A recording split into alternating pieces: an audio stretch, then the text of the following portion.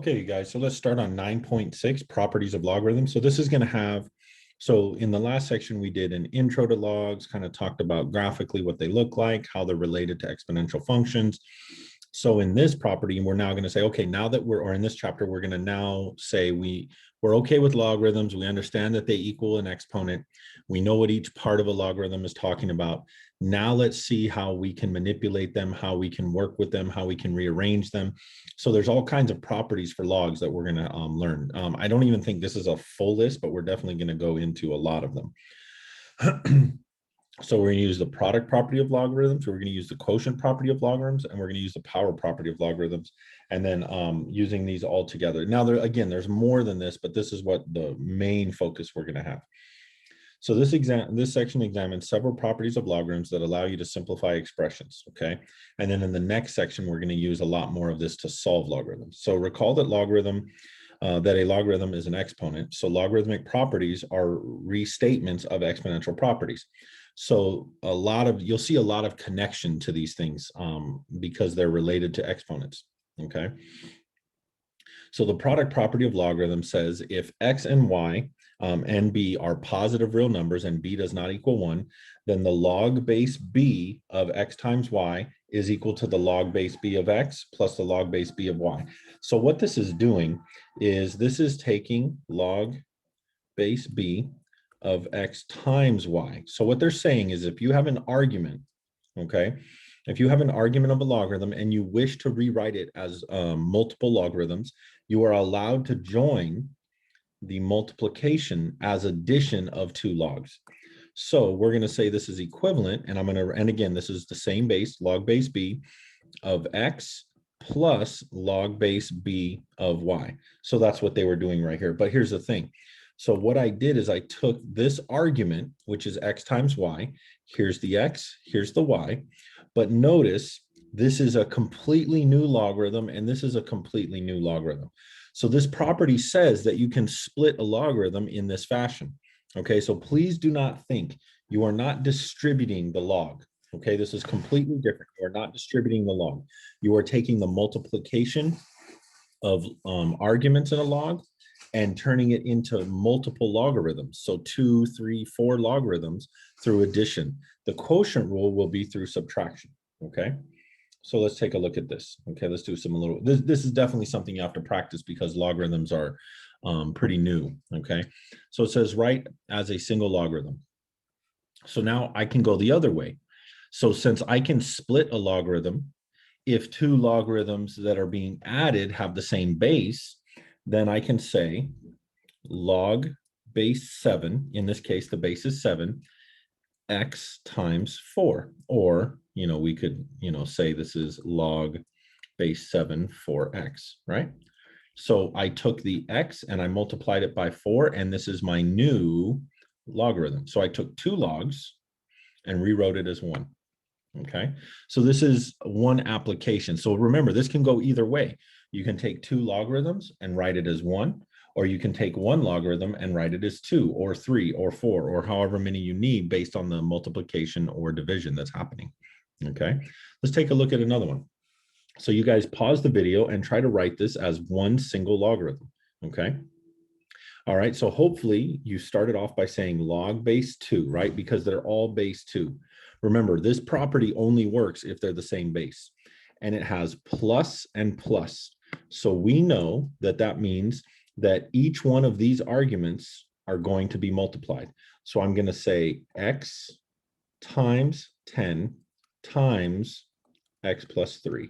Maybe I don't need this extra bit here. I'll put a big bracket around it like that. So this is saying log base 2 of x times 10 times x plus 3. So if we clean this up, this will be log base 2 of, what would this be? 10x squared plus 30x, right? Let me just double check all my work.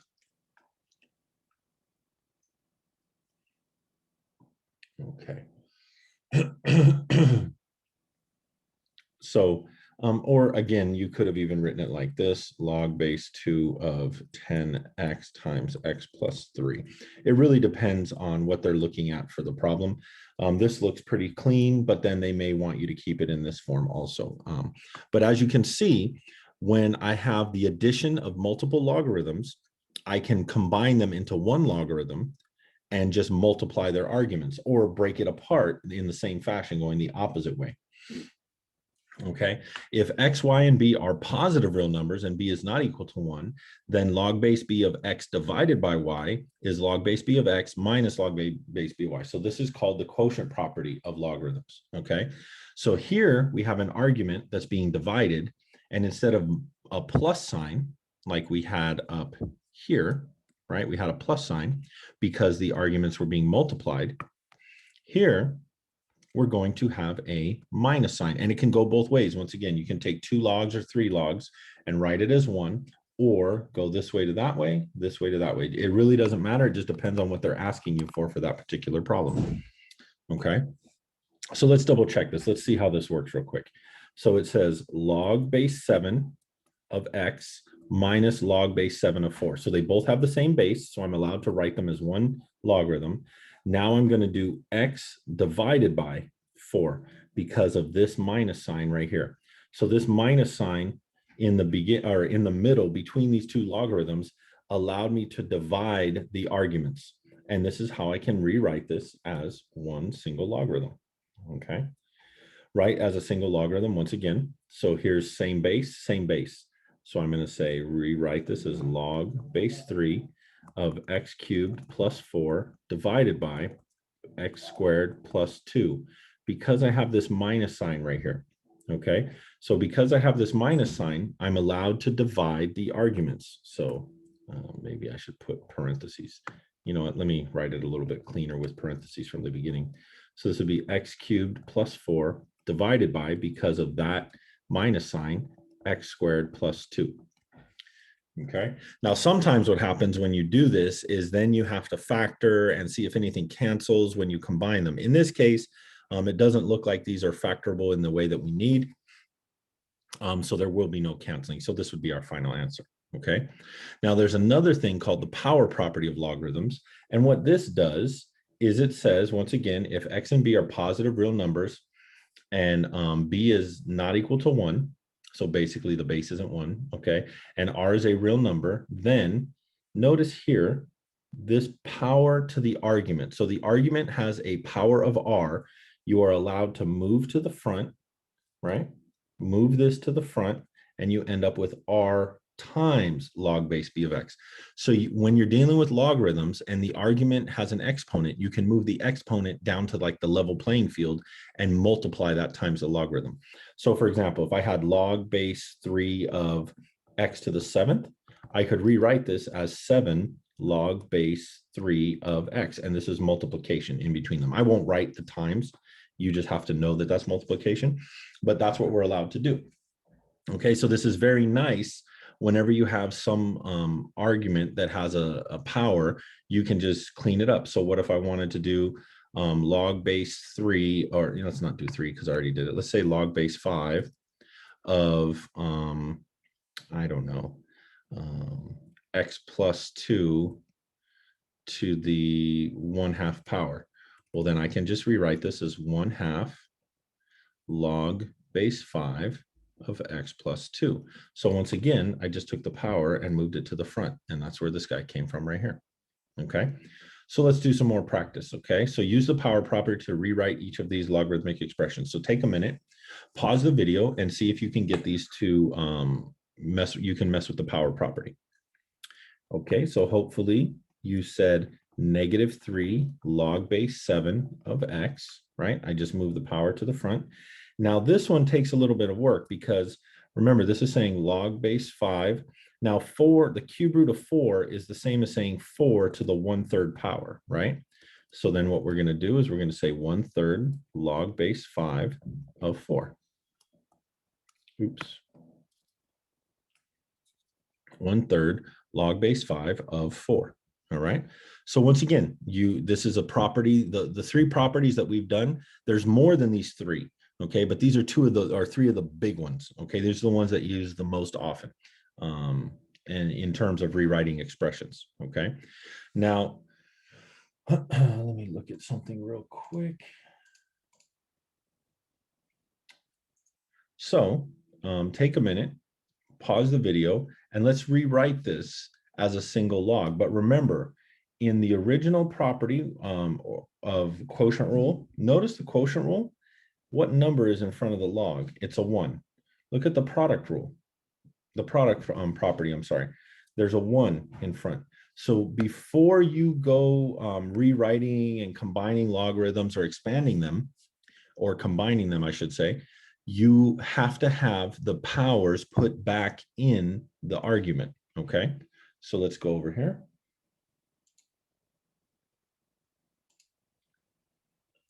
Let's see here. I'm trying to bring something up on my computer real quick. Okay, so let's go to this one. So this one says write as a single log. So this is going to kind of take all of our skills.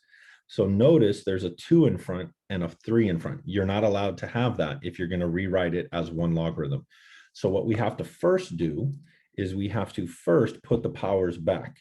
So this is log base 5 of x squared. So I put the power back to the x plus log base 5 of 4 minus, now I put the 3 back here. So this would be log base 5 of x plus 5 to the 3rd power. Okay. I could have also, made it a -3 power and then put a plus sign here instead, but I just chose to do it this way. Now notice we have the same base for each one of these. So I can rewrite this as a single log. So this will become log base 5 of x squared times 4 divided by, because remember the minus sign means division of arguments. Okay, so then let's see if I can write this a little better. Log base 5 of 4x squared all over x plus 5 quantity cubed. And that would be our answer. Let me see here. Let me make sure we're on the right track here.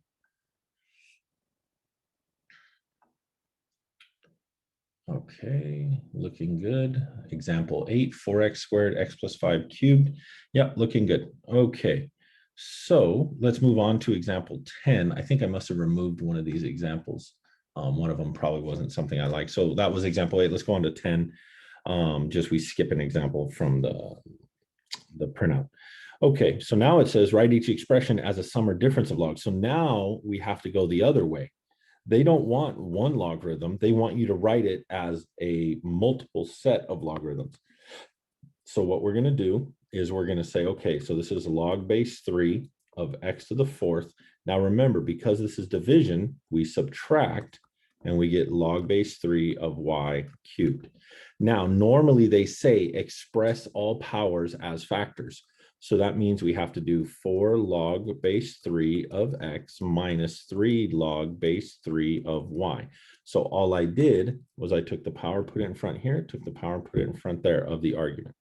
Now, something I want to kind of go over here on the side and warn you guys about is what if you have this? What if you have log base 7 of, I don't know, 3x squared, okay? So what I've seen students do is they'll say, oh, this is 2 log base 7 of 3x, and then they'll say, oh, this is 2 log base 7 of 3 plus 2 log base 7 of x. This is completely wrong, okay? You can only move the power to the front of the logarithm and multiply it if it's to the entire argument, okay? Notice only the x is being squared. So if I wanted to do this correctly, I do log base 7 of 3x squared. And so what I do first is I split it. Log base 7 of 3 plus log base 7 of x squared. Then I can do log base 7 of 3 plus 2 log base 7 of x. This would be the correct way. You cannot move the power to the front if it's not to the entire logarithm. Now here's something different. Now, what if I said this? What if the entire argument 3x was getting the squared? Then absolutely I can do log base 7 of 3x.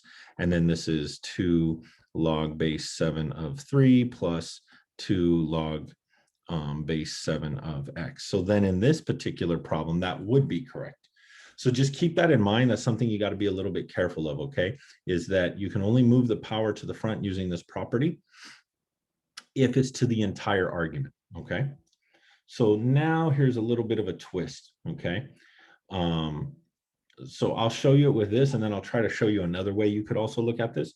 So they're telling you, they don't want you to use your calculator to find what the log base b of 2 is, or try to do it or anything, or guess what it is. They're saying log base b of 2 is worth 0.43.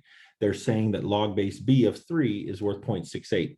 They're telling you this because they want you to demonstrate to them in this problem, or to me, how you can use properties of logs to rewrite this as a log base b of 2 and a log base b of 3. So let's say we have 16. Well, we know that 16 is log base b of 4 squared. Well, that doesn't help me. So what's another way to say 16? Isn't 16 really 2 times 2 times 2 times 2? So what I could do is I could say 2 to the 4th. That is also 16. What am I allowed to do with this power right here? I'm allowed to move it to the front. And now what is log base b of 2 worth? Right here, we see that log base b of 2 is worth 0.43. So then all I'm going to do is I'm going to write 4 times 0.43. And let's see here, 4 times, I get 1.72. Okay, and that's our answer. And the reason they like these problems is because there's no calculator way to do this. You actually have to know how to manipulate a logarithm to get these answers, okay? So now you guys pause the video and try it on this next one, log base b of the 4th root of 3 halves, and see if you can somehow rewrite it as log base b of 3 and log base b of 2. So take a minute to do that. All right, so the first thing you should have done is rewritten the 4th root as a 1/4 power. So this is actually log base b of 3 halves to the 1/4 power. Now we can move this to the front. And this would be 3 minus 1/4 log base b of 2. And what I did was, because this was division, I subtracted 2 logarithms with the same base. However, what is log base b of 3? So log base b of 3 is worth 0.68. So this is going to be times 0.68 minus 1/4 times log base b of 2. Log base b of 2 is right here, right? Log base b of 2 is 0.43. So we're going to do 0.43. So let's see what we get. 0.25 times 0.68 minus 0.25 times 0.43. And I get 0.0625. So once again, you could only get this answer if you knew how to manipulate this logarithm. You couldn't, your calculator wouldn't really save you on this, okay? Because they're not telling you what the base is, all right? So this is something that is definitely going to be on the exam. I believe this is in your homework as well. So this really shows me that you know how to manipulate logarithms, okay? So this is kind of using a little bit of everything.